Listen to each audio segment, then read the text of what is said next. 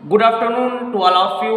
मैं अतुल कुमार शर्मा आप सभी का अपने YouTube channel free chemistry by Sharma ji पर हार्दिक स्वागत और अभिनंदन करता हूँ। स्टूडेंट्स, आज से हम लोग अपने 12th क्लास में रसायन विज्ञान की यूनिट्स का फिर से रिवीजन करने वाले हैं, जिस क्रम में आज सबसे पहले मैं स्टार्ट कर रहा हूँ यूनिट 1 सॉलिड स्टेट।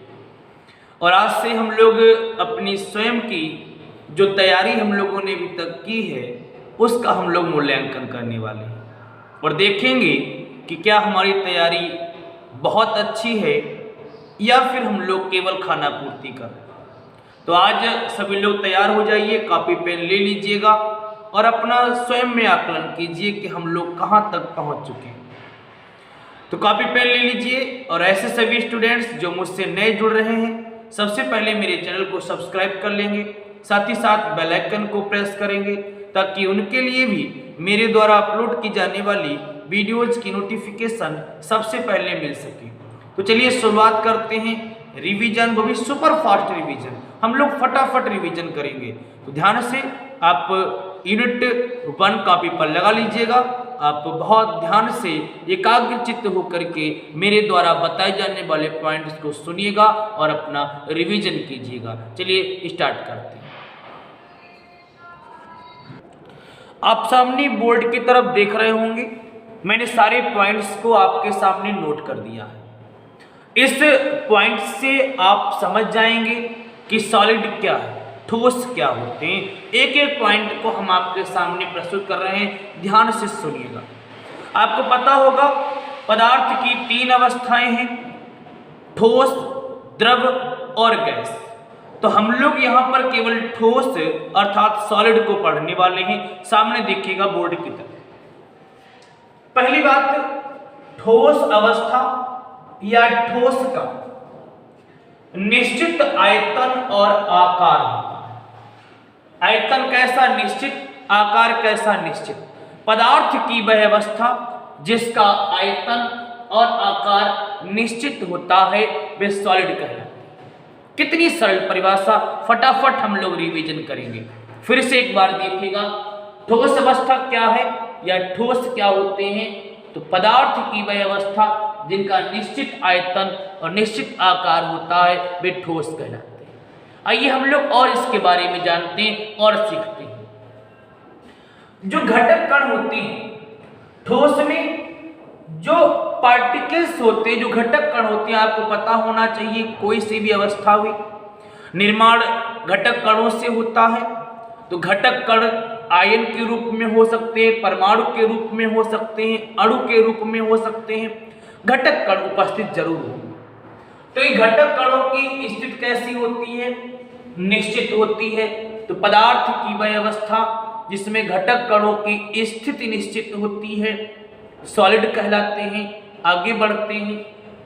घटक कणों के बीच ध्यान देना, सॉलिड में जो घटक कण होते हैं उनके बीच की जो दूरी होती है आप देख रहे हैं कम दूरी होती है।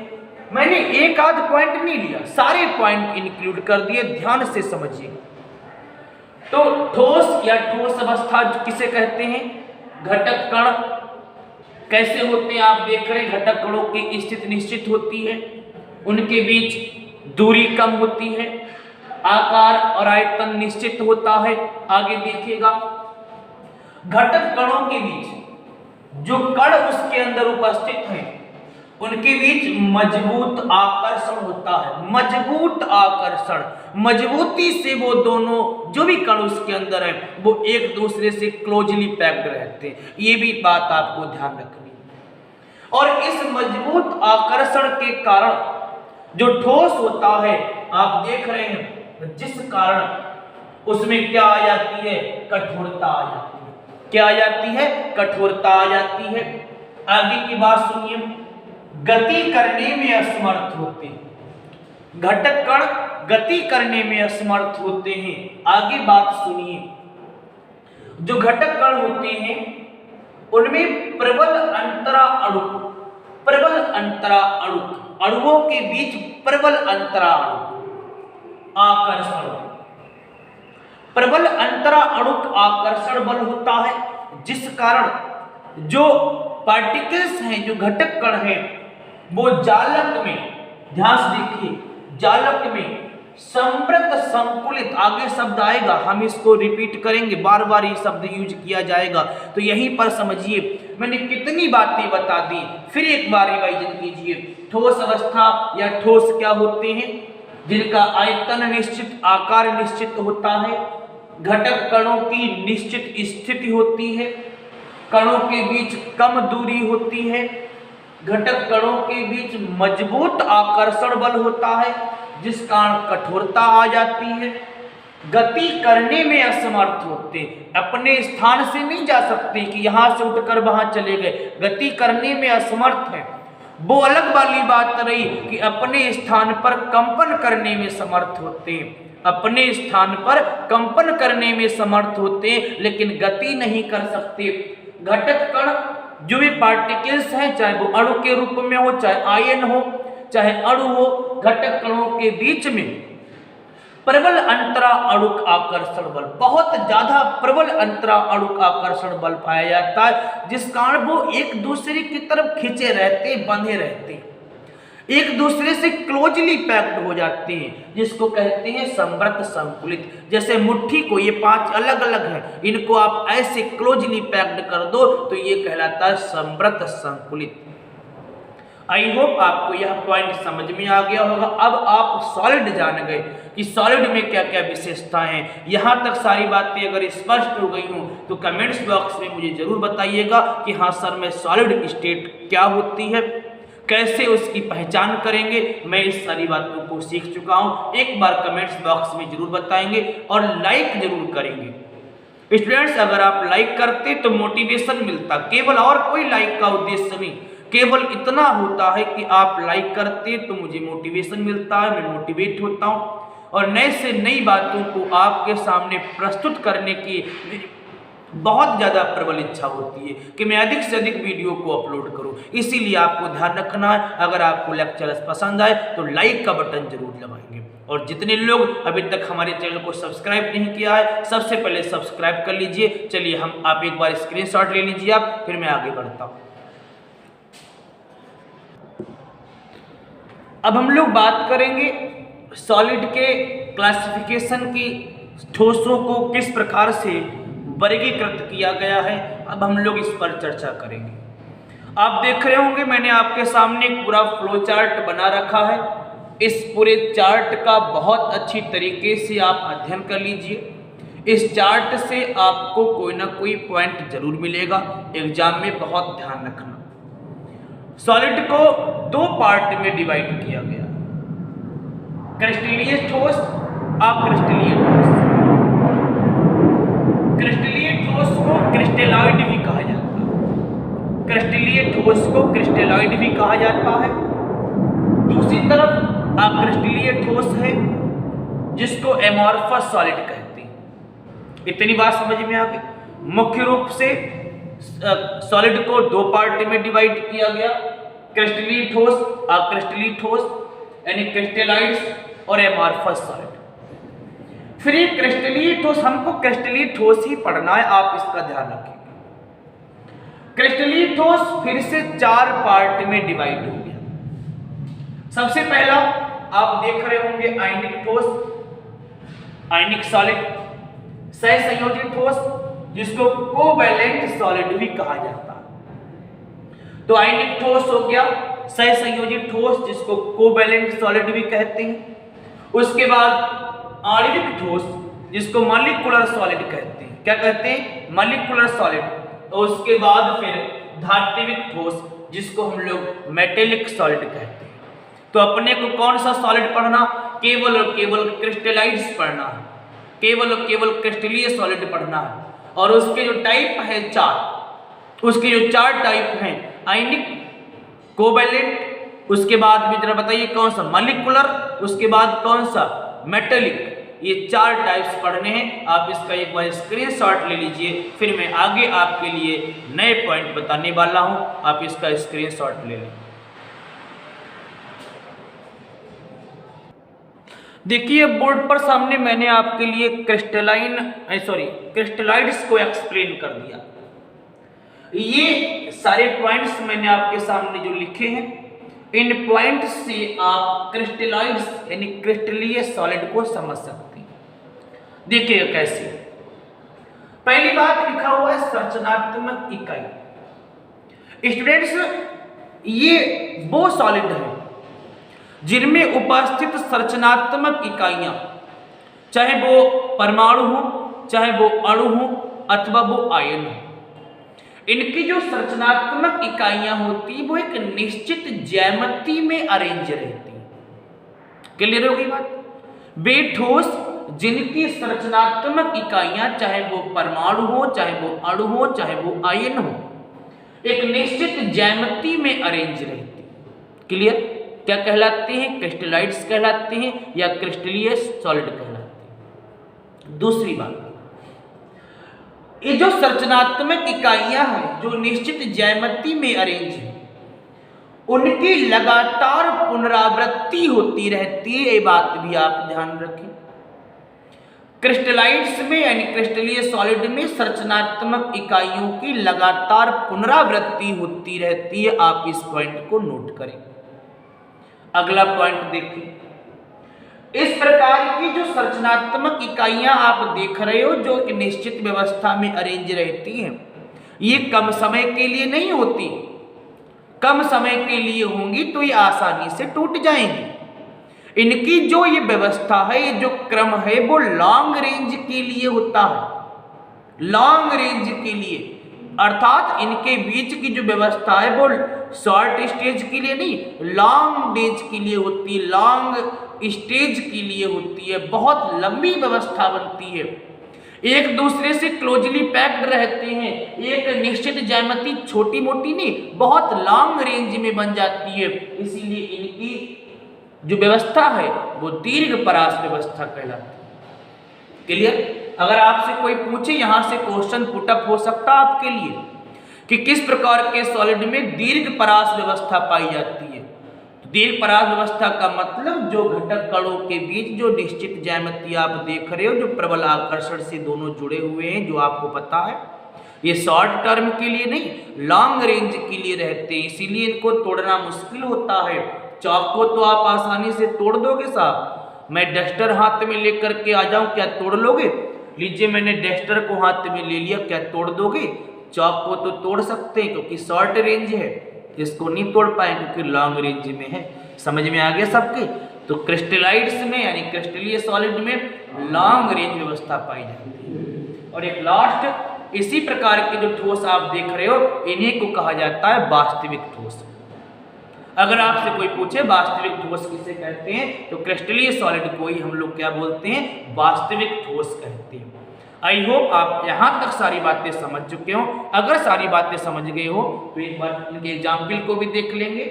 NaCl, C12H22O11, सुक्रोज, हीरा, ग्रेफाइट, क्वार्टज और लास्ट में मैंने लिखा है सिल्वर। ये सारे के सारे एग्जाम्पल किसके? क्रिस्टलाइन सॉलिड के। क्लियर? एक बार इसका स्क्रीनशॉट ले ले, फिर मैं आगे बात करता हूं। अब आप दूसरी ओर देखिए, मैंने दूसरी ओर आपके लिए क्रिस्टलीय ठोस को डिफाइन कर रखा है, उन्हीं पॉइंट्स को लेकर के जिन पॉइंट्स से मैंने आपके लिए क्रिस्टलीय ठोस बताए थे, क्रिस्टलॉइड्स बताए थे। तो क्रिस्टलीय ठोस में आपको देखिएगा, आपके सामने लिखा है ज्यामितीय, जो निश्चित व्यवस्था है ज्यामिति की, कोई स्वरूप नहीं। इधर क्या था? संरचनात्मक इकाइयों की निश्चित ज्यामिति थी, और इधर कणों की जो भी कण आपके सॉलिड के अंदर हैं, उनके बीच में किसी भी प्रकार की कोई निश्चित ज्यामिति है ही नहीं। अगर निश्चित ज्यामिति है तो वो तुम्हारे क्रिस्टलीय कहलाएंगे, और निश्चित ज्यामिति नहीं है तो वो आपके लिए अक्रिस्टलीय कहलाएंगे, जिसको एमॉर्फस कहते हैं। आप आसानी से पहचान लेंगे। दूसरी बात, जो क्रिस्टलाइड्स मैंने बताए थे उसमें दीर्घ परास व्यवस्था पाई गई, दीर्घ परास व्यवस्था। और इसमें क्या है, आप देख रहे होंगे, इसमें कणों के बीच लघु परास व्यवस्था होती है। कैसी? लघु परास व्यवस्था। मैंने क्या बताया? मैंने आपसे कहा था चाक को तोड़ना आसान है। क्यों आसान है? क्योंकि कणों के बीच में लघु परास व्यवस्था। ये क्वेश्चन मिलेगा। एग्जाम्पल आप देख लीजिएगा, जैसे रबड़ है, प्लास्टिक है, कांच है, चौक हो सकता है। तो ये सारी एग्जाम्पल अगर आप ध्यान रखते हैं तो आप क्रिस्टलाइट्स और एमॉर्फस में दोनों में डिफरेंस भी कर सकते हैं कि क्रिस्टलाइट और एमॉर्फस यानी क्रिस्टलीय ठोस और अक्रिस्टलीय ठोस में अंतर क्या है।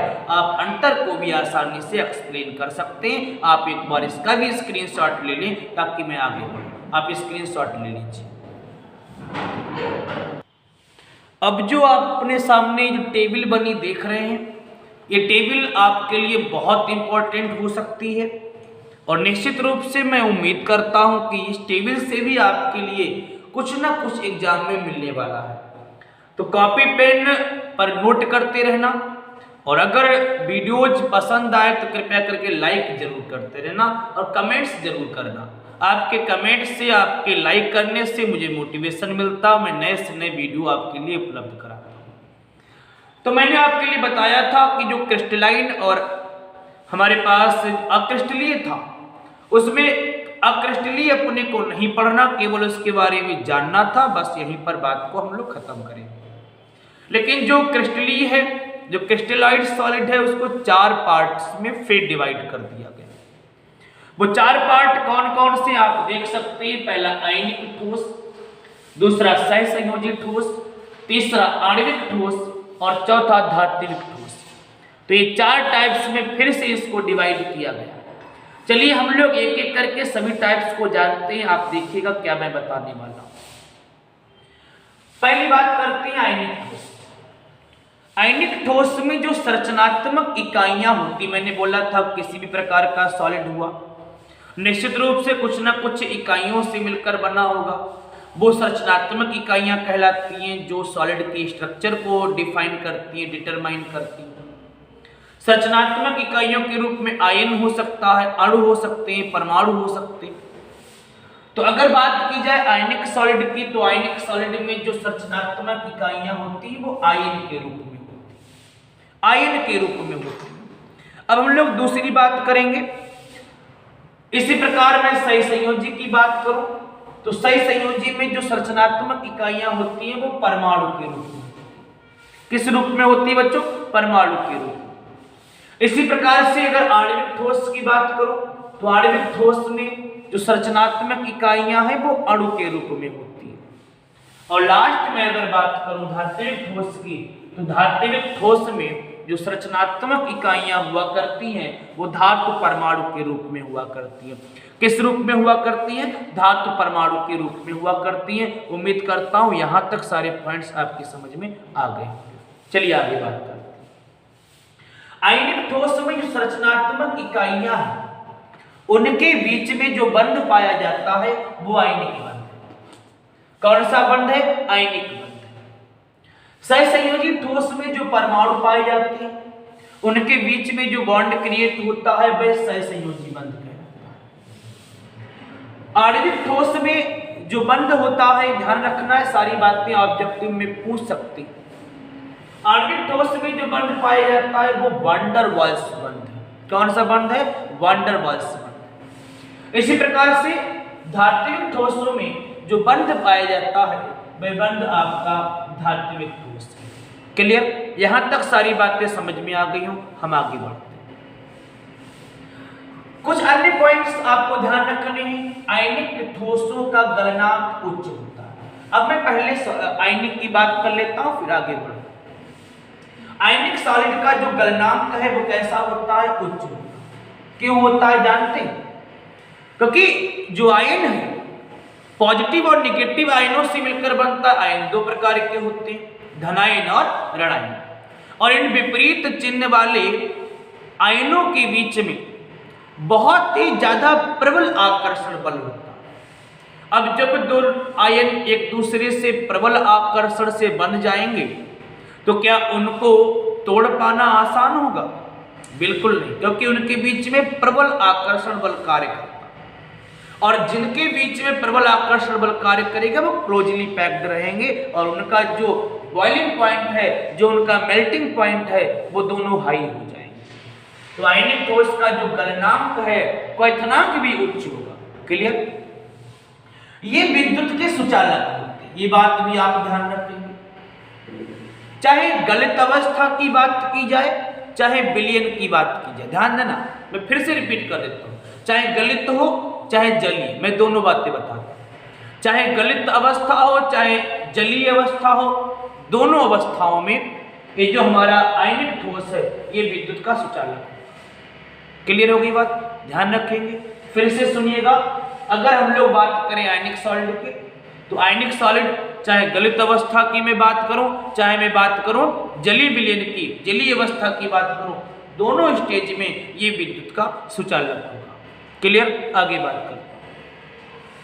अब हमने बताया कि प्रबल आकर्षण बल से जुड़े हैं। जब आकर्षण बल प्रबल होगा तो क्या ये कठोर नहीं हो जाएंगे? निश्चित रूप से कठोर हो जाएंगे, ये बात भी आपको ध्यान रखनी है।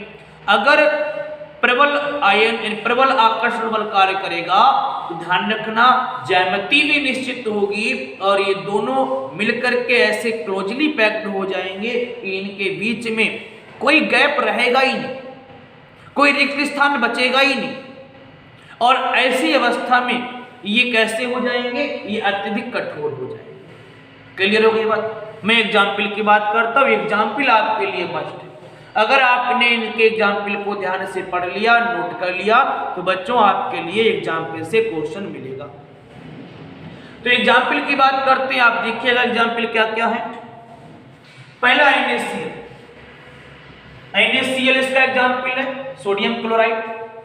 KNO3 पोटेशियम नाइट्रेट इसका एग्जाम्पल है। CaO कैल्शियम ऑक्साइड इसका एग्जाम्पल है। Na2SO4 सोडियम सल्फेट इसका एग्जाम्पल है। आगे बात करते हैं CaF2 कैल्शियम फ्लोराइड भी इसका एग्जाम्पल है। तो एग्जाम्पल भी आप ध्यान रखेंगे और जो मैंने एग्जाम की दृष्टि से इसके पॉइंट ऑफ व्यू बताए आप इनको भी ध्यान रखें। आगे बात करते हैं सहसंयोजी ठोस की। मैं दो बातें स्पष्ट कर चुका था, तीसरी बात बताता हूं। सहसंयोजी ठोस का एक दूसरा नाम और भी है, हम लोग इसको नेटवर्क ठोस भी कहते हैं। क्या बोलते हैं? नेटवर्क। जैसे नेटवर्क नहीं फैला रहता है, वैसे इसकी संरचनात्मक इकाइयां भी नेटवर्क की तरह फैली रहती हैं, इसीलिए इसको हम लोग नेटवर्क ठोस भी कहते हैं। पेपर में क्वेश्चन बन सकता है, किस ठोस को नेटवर्क ठोस कहा जाता है? तो सहसंयोजी ठोस को नेटवर्क ठोस कहते हैं। इनका भी गलनांक ध्यान रखना, इनका भी गलनांक उच्च होता है, आप ध्यान रखेंगे। अगला पॉइंट मैं आपके लिए और बता दूं, जहां आयनिक सॉलिड विद्युत के सुचालक थे, चाहे गलित अवस्था की बात करें चाहे जलीय अवस्था की बात करें, वहीं आपके सहसंयोजी जो ठोस हैं वो विद्युत रोधी होते। कैसे होते? विद्युत रोधी। क्लियर हो गई बात? एग्जाम्पल आप देख लीजिएगा, मैंने एग्जाम्पल आपके सामने लिखा है। Bn बोरान नाइट्राइड, आपको ध्यान रखना, बोरान नाइट्राइड। फिर Aln एल्यूमिनियम नाइट्राइड हो गया। उसके बाद SiO2 सिलिकॉन डाइऑक्साइड। तो सिलिकॉन डाइऑक्साइड भी आप ध्यान रखेंगे, SiO2 भी इसका एग्जाम्पल है। Bn बोरान नाइट्राइड भी इसका एग्जाम्पल है। Aln एल्यूमिनियम नाइट्राइड भी इसका एग्जाम्पल है। That's clear? आगे बढ़ते हैं। तीसरा पॉइंट आणविक ठोस। दो बातें मैं स्पष्ट कर चुका था, तीसरी बात पर बढ़ते हैं। ऐसे ठोस मृदु होते, कोमल होते, सॉफ्ट होते। कैसे होते? सॉफ्ट होते। बात आप ध्यान रखना, अगर क्वेश्चन पूछा जाए कौन से ठोस मृदु होते, सॉफ्ट होते, तो आणविक ठोस ये मृदु होते। दूसरी बात, इनका जो गलनांक है वो निम्न होता है। कैसा होता है? निम्न होता है। ये बात भी आप ध्यान रखें। इनका गलनांक कैसा होता है? इनका गलनांक निम्न होता है। उसके बाद ये जो आणविक ठोस आप देख रहे हो, इनको तीन कैटेगरी में भी बांट सकते हैं। तीन अन्य कैटेगरी में बांट दिया। कौन कौन सी? आप देखिएगा ध्रुवीय बंध, अध्रुवीय बंध और हाइड्रोजन बंध। यानी ये जो आणविक ठोस हैं ये फिर से बट जाती है 3 पार्ट में, ध्रुवीय, अध्रुवीय और हाइड्रोजन बंध। इतनी बात समझ में आ गई। चलिए हम लोग इसके एग्जाम्पल की बात करते हैं। इसके एग्जाम्पल मस्ट है। देखिए मैं यहां पर लिख देता हूं, इसका एग्जाम्पल के रूप में देखिएगा मैं यहां लिख देता हूं। पहली बात तो ठोस H2O। ठोस H2O का मतलब आप जानते होंगे बर्फ। बर्फ भी इसका एग्जाम्पल है। आगे बात करते हैं। CO2 इसका एग्जाम्पल है, CH4 इसका एग्जाम्पल है, मीथेन इसका एग्जाम्पल हो गया, HF इसका एग्जाम्पल है, अमोनिया इसका एग्जाम्पल है। इसके अलावा अगर हम लोग आगे बात करें तो C2H5OH एथिल अल्कोहल भी इसका एग्जाम्पल है। तो मैंने इसके आपके लिए काफी एग्जाम्पल नोट करा दिया। आप अगर एग्जाम्पल को ध्यान रखेंगे, अपनी कॉपी पर एग्जाम्पल को नोट कर लेंगे तो निश्चित रूप से आपके लिए बहुत अच्छे मार्क्स मिलने वाले हैं, ऐसी मैं उम्मीद करता हूं। लास्ट पॉइंट इसको क्लियर करते हैं फिर हम आगे बढ़ते हैं। धात्विक ठोस किसे कहते हैं? चलिए धात्विक ठोस पर चर्चा करते हैं। 2 बातें मैं स्पष्ट कर चुका था पहले से कि धातु परमाणु है और धात्विक बंध इसके अंदर पाया जाता है। क्लियर? आगे सुनिए। ये विद्युत के सुचालक होते हैं बच्चों, आप ध्यान देना। कैसे होते हैं? विद्युत के सुचालक होते हैं। दूसरी बात, चूंकि इनमें क्या उपस्थित होते हैं? धातु में धातु परमाणु, और धातुओं के जितने भी लक्षण हैं वो सब के सब इसमें आ जाएंगे। मैं कमेंट थोड़ा पढ़ रहा हूं, मैं देख पा रहा हूं जो आप लोग कमेंट कर रहे हैं उनको मैं पढ़ भी रहा हूं। कई लोग कमेंट्स अभी कर रहे हैं। जी जी नहीं, इसके हम लोग इसके एग्जाम्पल की बात करें, ध्यान से सुनना। मैं भी तुम्हारे क्वेश्चन का आंसर दे रहा हूं, पहले आप इस बात को सुनिए। जब ये बातें स्पष्ट हो जाएंगी फिर आपके आंसर को मैं रिपीट करता हूं। ये सुचालक होते हैं क्योंकि धातुएं विद्युत की सुचालक होती हैं। और ये भी आप जानते हैं धातुओं के अंदर कौन कौन से गुण होते हैं। धातुओं के अंदर चमक होती है, इसके अंदर आ जाएगी। जितने भी धातुओं के गुण हैं वो सब धात्विक सॉलिड में आ जाने हैं। चमक होती धातुओं में, अर्थात इन ठोस में चमक है। धातुएं पीटने पर आगे बढ़ जाती है, आघात वर्धनीयता का गुण होता इनके अंदर आ जाएगा। इनके हम लोग तार बना सकते हैं। आपने सुना होगा तन्यता। तन्यता क्या है? पीटे जाने पर जब कोई तार तार खिंच जाता है, और शर्मा जी की भाषा में तन्यता कहलाता है। क्लियर बात? पीटे जाने पर अर्थात पीटने पर जो तार के रूप में बट जाता है, ऐसे गुण को हम लोग तन्यता कहते हैं। धातुओं में तन्यता का गुण होता है, इसका मतलब धात्विक ठोसों में भी तन्यता का गुण आएगा। धातुओं में चमक होती है, धातुओं में आघात वर्धनीयता का गुण होता है, धातुओं में तन्यता होती है। और बच्चों धातुओं में एक क्वालिटी और है। क्वालिटी क्या है मैं बताना चाहूंगा। आप देख रहे होंगे मैंने यहां पर एक बात लिख रखी है। मैंने लिखा है कि मुक्त इलेक्ट्रॉन। तो धात्विक ठोस में मुक्त इलेक्ट्रॉन भी पाए जाते हैं। क्या पाए जाते हैं बच्चों? मुक्त इलेक्ट्रॉन पाए जाते हैं। और ये जो मुक्त इलेक्ट्रॉन आप देख रहे हैं, ये मुक्त इलेक्ट्रॉन क्या करेगा? ये चक्कर लगाएगा। ये मुक्त इलेक्ट्रॉन लगातार चक्कर लगाता है, और जैसे जैसे ये चक्कर लगाता है बच्चों, उस चक्कर के कारण घर्षण उत्पन्न होता है। क्या उत्पन्न होता है? घर्षण उत्पन्न होता है। और इस घर्षण के कारण दृश्य प्रकाश उत्पन्न होता है। और जैसे ही ये इलेक्ट्रॉन जो स्वतंत्र है, जो फ्री है, जैसे ही ये इलेक्ट्रॉन उस घर्षण से उत्पन्न होने वाले दृश्य प्रकाश को ग्रहण करेगा, उसी क्षण क्रिस्टल चमकने लगेगा, क्रिस्टल को रंग मिल जाएगा। क्या मिल जाएगा बच्चों? रंग मिल जाएगा। आई होप आपको यह पॉइंट समझ में आ गया हो। तो इसमें चूंकि मुक्त इलेक्ट्रॉन है इसीलिए बच्चों ये धात्विक है। एग्जाम्पल मैंने दे दिए, पीतल, कांसा। ये पीतल और कांसा क्या है बच्चों? ये मिश्र धातु है।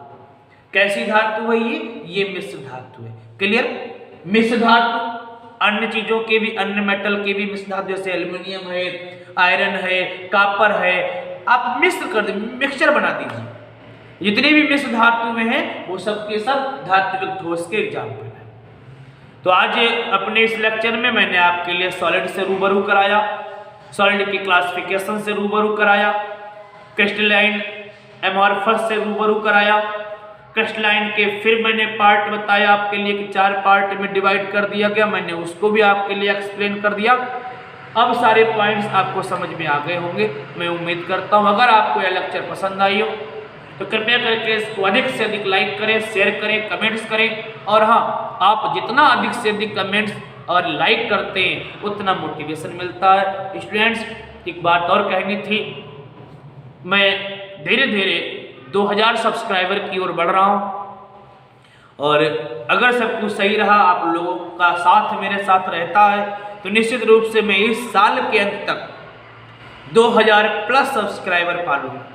ऐसी मैं उम्मीद करता हूँ आप सभी लोगों का स्नेह और प्यार बना रहे। Thanks for watching this video. Good bye.